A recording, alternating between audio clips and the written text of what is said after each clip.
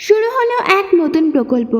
রাজ্যের যুবকদের চাকরি খুঁজতে সহায়তা করার পাশাপাশি উপযুক্ত চাকরি না পাওয়া পর্যন্ত বেকারত্ব ভাতাও প্রদান করে রাজ্য সরকার।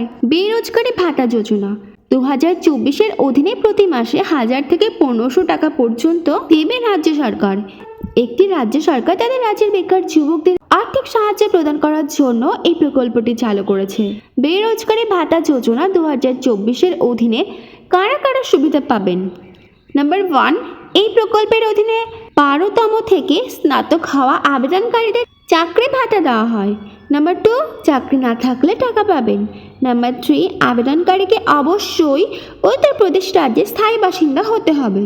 নাম্বার 4, আবেদনকারীর পারিবারিক বার্ষিক আয় 3 লাখ টাকার কম হতে হবে।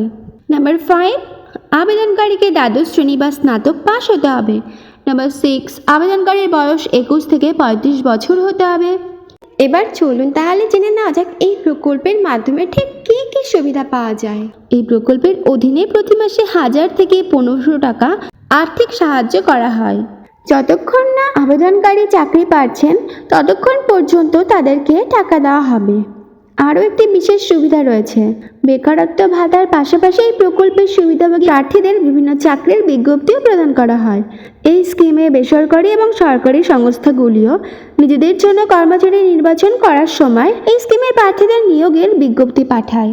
এই স্কিমের সুবিধাভোগীদের কর্মসংস্থান সক্ষম, সঙ্গম এবং কর্মসংস্থান মেলাতেও ডাকা হয়। আরও ভালো কাজের সুযোগ খুঁজে পেতে সাহায্য করা হয়। আবেদনের জন্য প্রয়োজনীয় নথিপত্র, অর্থাৎ এই প্রকল্পে আবেদন করার জন্য কী কী ডকুমেন্টের প্রয়োজন হবে। আবেদনকারীর আধার কার্ড লাগবে, আবেদনকারীর পরিচয় শংসাপত্র অর্থাৎ বার্থ সার্টিফিকেট লাগবে, আবেদনকারীর বসবাসের শংসাপত্র অর্থাৎ লিভিং সার্টিফিকেট লাগবে, আবেদনকারীর বয়সের শংসাপত্র, আবেদনকারীর শিক্ষাগত যোগ্যতা এবং মার্কশিট, আবেদনকারীর আধার কার্ডের সাথে সংযুক্ত মোবাইল নাম্বার এবং আবেদনকারীর পাসপোর্ট সাইজের ছবি লাগবে। আবেদন কিভাবে করতে হবে?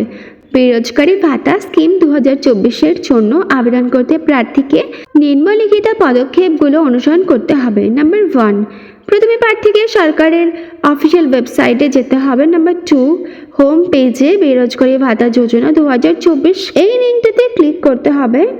এই লিঙ্কে ক্লিক করার পরে আবেদনকারীকে নিবন্ধন প্রক্রিয়াটি সম্পূর্ণ করে লগইন তথ্য পেতে হবে। তারপর প্রার্থীকে পোর্টালে লগইন করতে হবে। লগইন করার পরে আবেদনকারীকে প্রদত্ত আবেদনপত্রটি সাবধানে পূরণ করে প্রয়োজনীয় নথিগুলি স্ক্যান করে আপলোড করতে হবে। এরপরে আবেদনপত্র এবং নথি জমা দিতে হবে। প্রার্থীর জমা দেওয়া আবেদন এবং নথিপত্রের যাচাইকরণ করে সরকারি আধিকারিক দেখবেন যে আবেদনকারী টাকা পাওয়ার যোগ্য কিনা।